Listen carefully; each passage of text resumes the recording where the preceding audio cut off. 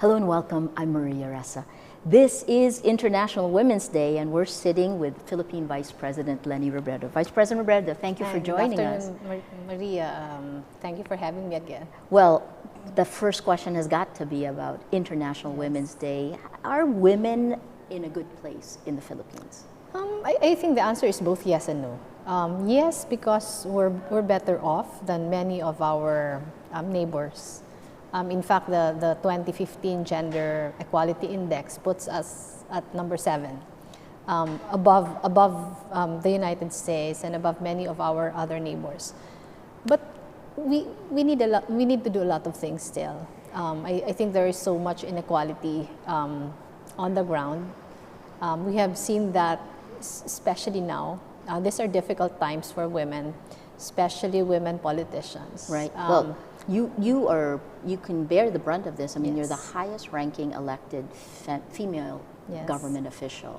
And it seems like we're living through a time of rising sexism and misogyny. How are you dealing with this? It's difficult in the sense that before this administration started, I felt that we were already doing a lot of good strides as far as gender equality is concerned. We were talking about women empowerment already. We were talking about increasing our numbers as far as women in politics is concerned, women in governance is concerned, and then this happened.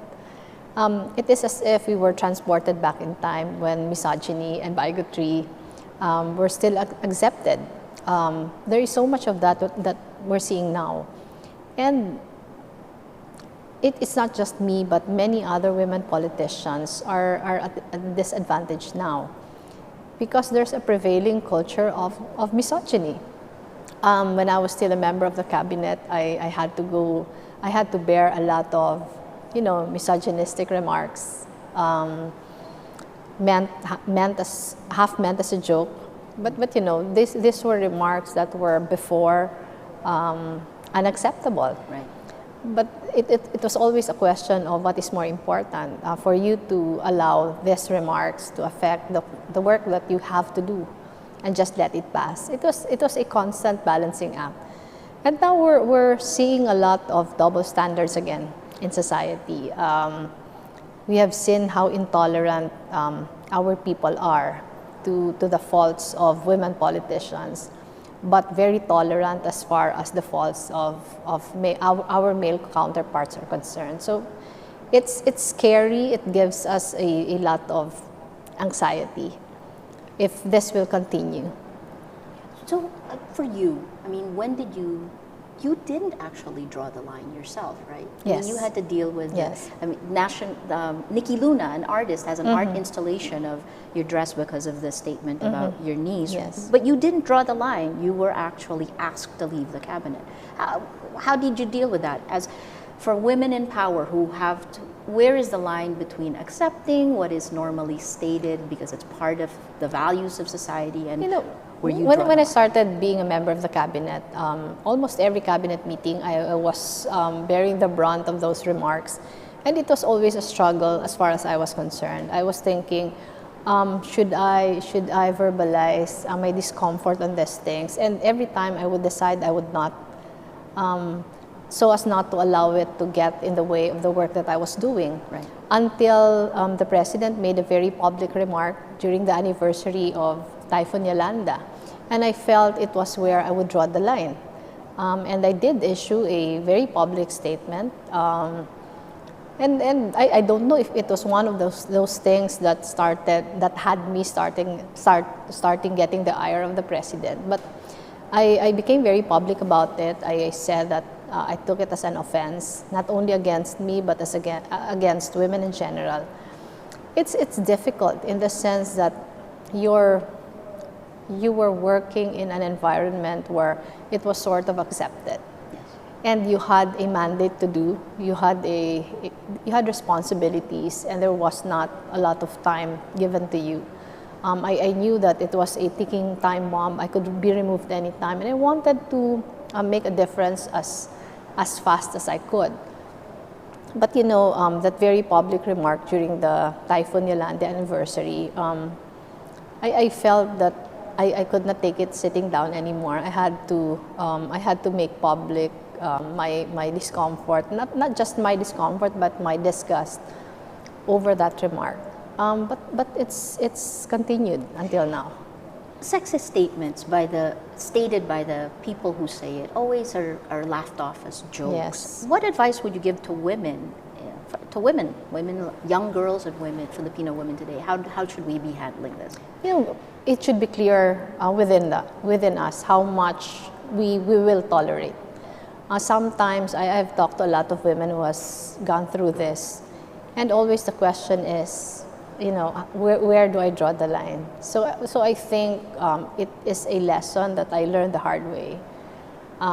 Looking back, I was telling myself, should I have drawn the line early on, or was it a good decision for me to wait until that very public statement? So it's always, I think, for every woman who goes through or might go through that particular experience, it should always be very clear until, where the tipping point will be. Rappler actually did a survey. It was, I think, one of the first gender surveys a few years ago. And what we found is that our values are the ones which allow this to happen. Like one finding of the survey was a question: if you have a choice between a man and a woman equally qualified, 71% of Filipinos we surveyed chose the man. Yes. Is this part of our values? I think so. We won't readily admit to it, but we have seen a lot of this in the workplace where employers would prefer men over women because of the cultural responsibilities that are expected of us. We're childbearing. We need more time. We need more time at home. We need more time to take care of the children. So many of the employers regard that as a deficiency as far as women are concerned. So I think it's cultural. And it's not just in the workplace, even in schools. I think schools, teachers, administrators are more tolerant of male students than of female students. They exact higher standards for female students than male students. Let's go a little bit to the dark side. A 2015 study on violence against children said that 18.2% of girls below 18 years old experienced sexual violence. That's 2015 study. That is a large increase from a 2013 study, the National Demographic and Health Survey, that said only 6% experienced sexual violence. Do you see this sharp increase, and what's behind this? I can only guess. I think it's a combination of many factors. One such factor is we might be more efficient already in our recording of incidents of sexual violence. I was a human rights lawyer for a long time before I entered politics, and I was involved in an NGO where I was doing a lot of research on domestic abuse, sexual abuse, etc., etc. And after the passage of Republic Act 9262, we saw a very sharp increase of incidents of domestic abuse. And this was a very informal research, but one glaring item was that we had a more efficient system of reporting. There was more awareness of what domestic violence was all about. There was a lot of trainings already as far as barangay workers are concerned. What exactly may be considered domestic violence and what may not be considered domestic violence. So that informal research shows that one of the reasons why that is so is because there is more awareness on the ground. The reporting system is more efficient now. And I hope, I can only second guess, but I hope that's one of the factors for the very sharp increase, because that's almost triple. For many years, there was this culture of silence about rape, about sexual violence. When you say this sharp increases, so I guess that is a positive that women now feel they can speak about it.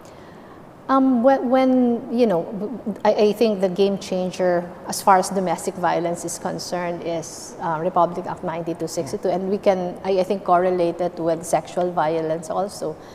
But with the advent of Republic Act 9262, we saw a lot of trainings already on barangay volunteer workers helping victims of this kind of abuse, and the trainings were also a good way of awareness building, capacity building, not only of the workers but of the victims themselves. And I think that was what broke the culture of silence as far as domestic violence is concerned. And I would like to think that as far as sexual violence is concerned, awareness, accessibility to groups reporting, accessibility to services for victims would also be a big factor in the sharp increase in the stats. So do you think this is normal? The 18 point, that's almost 20%. It's not. The figures are astounding. Alarming. It's a cause for concern, and I think what we can do now is to go deep into the core of why the reasons behind the sharp increase. Because right now we're just second guessing that it's the efficiency of the system, but we might be wrong, and there's a very big chance that we could be wrong. So I think with the more than 300% increase, it is only right for us to delve deeper into the reasons behind it. Last year we talked about the Sustainable Development Goals and how it's actually one of our framework for reporting about development in the Philippines and other countries we cover. In the Philippines, people talk about this demographic dividend. Meaning that our median age is 20. Yes. Young, we're young. How can we make the Sustainable Development Goals a reality using that? What programs should be in place? Number one is education and health. I think health and nutrition. I think those are the biggest factors wherein we can maximize our demographic dividend. If you look at the figures, they're not very encouraging now. The per capita spending for tertiary education puts us at the lowest. Yes. I think we're spending only about $548 per college student, where Singapore is spending more than $16,000. They're investing in their future. And Cambodia is even higher than what we're spending. So it's alarming in that sense, because if we're not spending enough on education, training, research, we would not be able to maximize that demographic dividend. Right. And the figures on stunting is also alarming. Right. We have at least 3.5 million stunted children. And explain, stunting is when they don't get the right nutrition. And the bad thing about it is it's an irreversible condition. So they'll never reach their true potential. They'll never reach their true potential. The workforce that we're expecting years from now will be crucial, but will not spell the optimization of that dividend. So unless we do something really dramatic about education and nutrition and health of our young people, we will never be able to enjoy that dividend. Another study says that the success of the Sustainable Development Goals is dependent on how well we invest in our teenage girls. I mean, that doesn't sound right. Why? How? A lot of things. One, we have studies which show that about 1% of our GDP is equivalent to 1% of our GDP is lost every year because of teenage pregnancies, and that's a lot. Right. We're glad that the K-12 program is already in effect. Yeah. I have my youngest daughter is among the first batch of K-12 students. And I think that's a very big leap as far as our education is concerned, not only because it brings us to a more competitive level, but also because it's really an enhancement of the workforce later on. We will have young people who are ready to join the workforce after basic education. We'll be able to maximize their skills and their potential. So that's a big thing.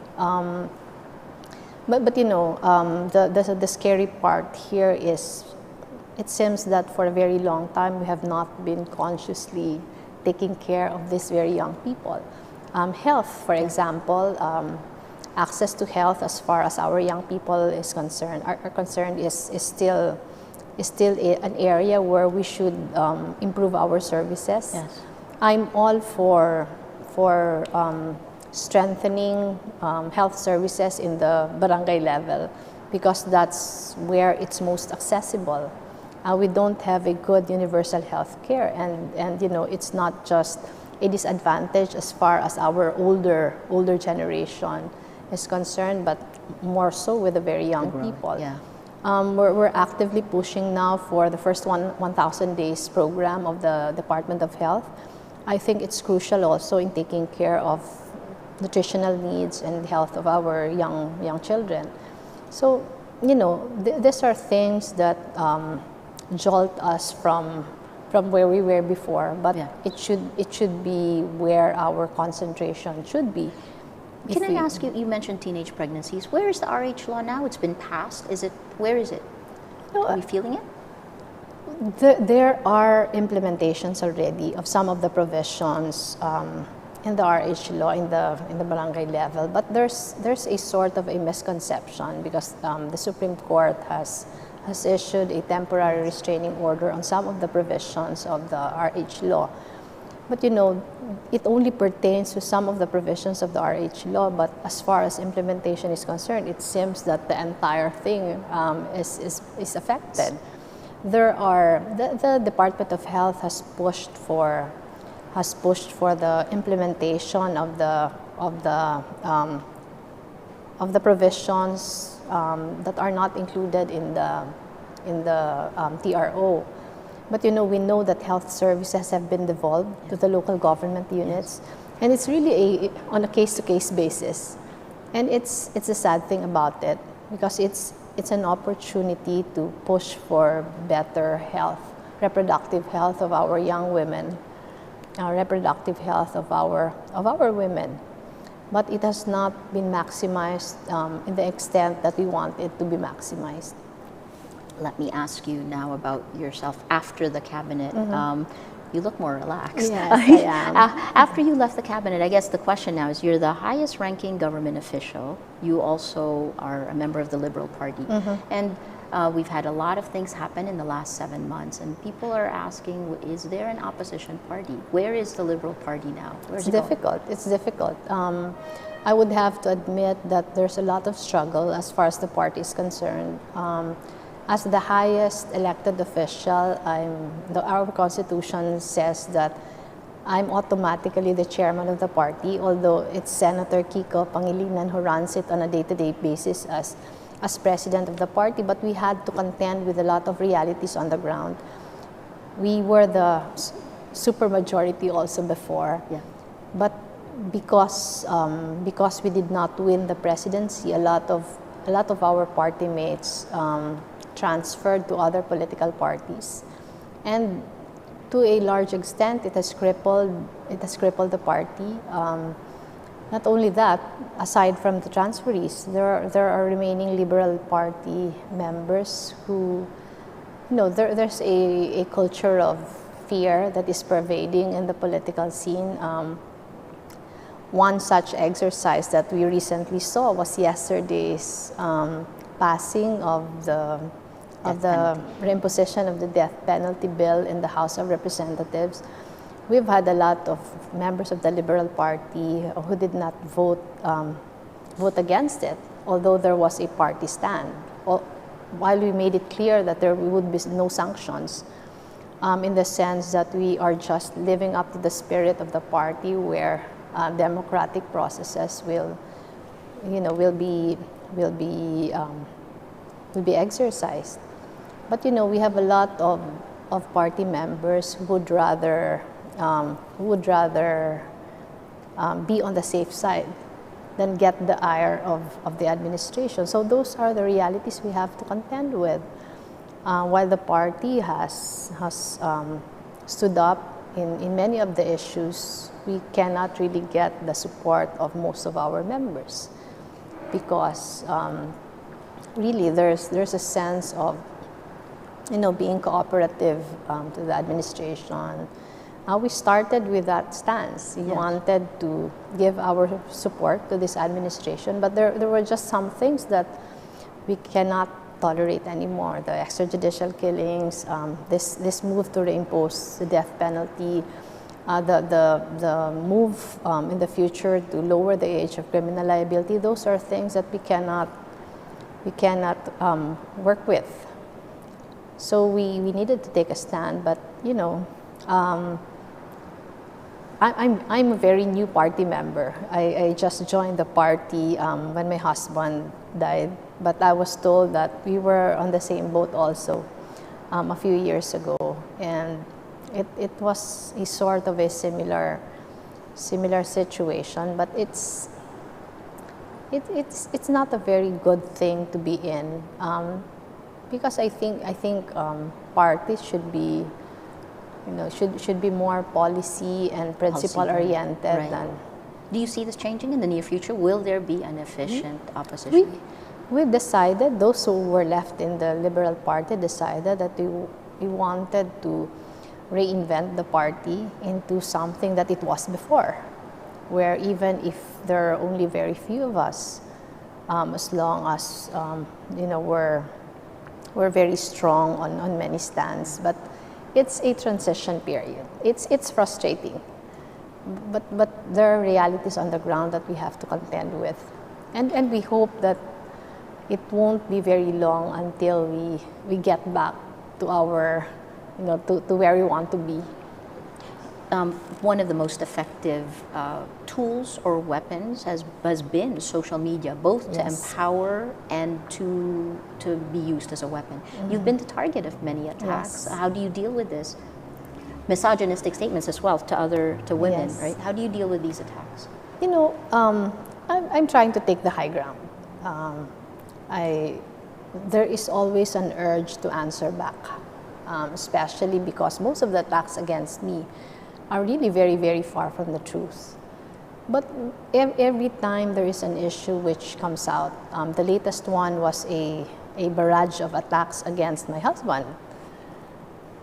You ask yourself if you want to go into this fight, because it's never, it's never fair game. You will be going against people who remain anonymous, who won't take accountability to whatever they would be saying.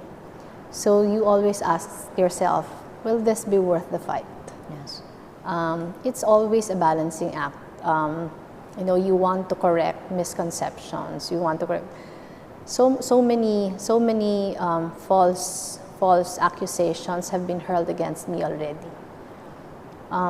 It's different when I was still in Congress, because when I was still in Congress, if false allegations will be hurled against you, your constituents will always know if they are true or not. But here, because there is no close relationships between you and most of your constituents, it's really fair game for everyone, in the sense that who convinces who. But it's a struggle. It's an entirely new ball game for all of us. Yes. And we're still searching for ways on how the truth should prevail over false information. I always tell myself that I don't think this will be the tune until the end of time. I was saying that this will just be a temporary thing, because at the end of the day, the truth will always prevail over falsehoods, and I hope I'm right. It's a different world with globally alternative reality. The difficult thing about it is lies that are constantly being told becomes the truth. Right. So how it's really a whole new world that we're traversing, and we hope we would have the answers, but we just hope that people will be more discerning. People will take it upon themselves to check whether what they're reading online are true or not. It's different when traditional media was there, because traditional media was subjected to stringent journalism rules and ethics. And now there are no ethics to speak of. So when you are dealing with traditional media, you are sure that whatever is published has gone through a lot of vetting already, a lot of fact checking. Yes. But now it's anybody's game. Everyone has access to, anyone who can write has access to an audience. So it's difficult. Initiatives. I'll move forward on your initiatives moving forward. Babaenihan. Yes. Babaenihan. What is this exactly? Babaenihan is actually a program we're doing with the UN Population Fund, wherein we will go down the ground and engage people in finding policies, crafting policies, raising awareness of marginalization of women and girls. I think this is an important initiative in the sense that a lot of, especially rural women, did not really have access to such awareness campaigns in the past. That there is not much talk of not much discussion on how women are marginalized. Sometimes they are in that situation already without knowing that it's a form of marginalization. So the end game of the program is really empowerment. It's really the belief that if women understand everything that's been going around, they will be more empowered, and with empowerment comes a lot of things. The courage to fight back, the courage to make their voices heard, the courage to engage not only government but the several sectors of society. I think it's important. We're also doing another initiative with the UP Women's Office. It's called Angat Bay. Angat Bay. Yes, it's called Angat Bay. This is more capacity building for women leaders, women who are in politics, women women in governance. We're excited about it in the sense that we have seen a lot of women in government already, but most of them have not had the chance to participate in initiatives such as this. So it will be an offshoot of our Angat Buhay program, which is the core program of the Office of the Vice President. It's an anti-poverty program, but we're already expanding the program with not just limiting ourselves to anti-poverty initiatives, but also capacitating our partners. We're doing a program with Sea Oil Foundation. It's called a Bridging Leadership Program, where the local chief executives and the other leaders of the local government units we're partnering with would have to go through this Bridging Leadership Program, because we think that this will maximize the absorptive capacity of the local government units. We're expanding. Is this like a version of your husband's local government program? It's actually a version of that. But with this, because we have very limited funds, we decided to pilot 50 local government units first, and these are 50 of the poorest, farthest, smallest LGUs. I want to pull you back. So, you said this is when you're referring to women, the courage to fight back, to make voices heard. But you said something similar when you were talking about the Liberal Party, and in a weird way, the parallelisms of both politics and women, and at least in women's issues. Women have spent decades in this fight. So your last thoughts on the parallels, I guess, your advice to women, your advice to those standing up to prevailing norms? As far as the Liberal Party is concerned, there is a certain sort of acceptance that at this point in the life of this administration, we will have a very difficult time convincing most of the politician members of the party to make their voices heard, to try to be game changers, etc., etc. So, one of the things we're looking at is strengthening the party by organizing sectoral base, because the party is not really composed of an all-politician group, but it's really a party for these sectors. So I think it's the more realistic route to pursue, rather than pin all our hopes on our politician party mates. We think it would be good to solidify our sectoral base and start once again with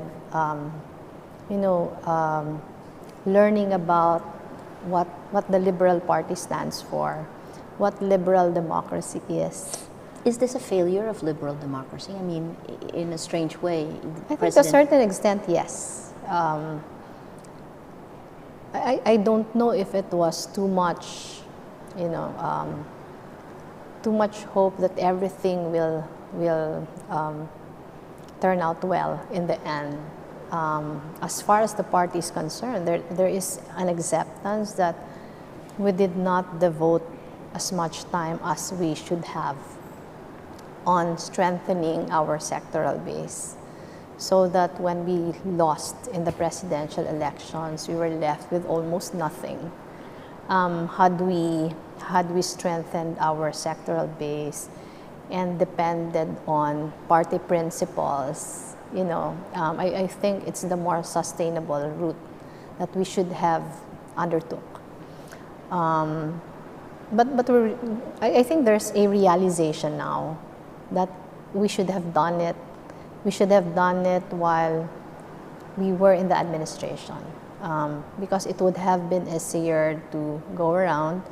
It would have been easier to convince people that this is liberal democracy is the way. It's giving them for all of something us. back, right? But I think that was one thing that we weren't able to do, and we were in the administration. Maybe we were so consumed with running the country that we forgot that we needed to take care of the base also.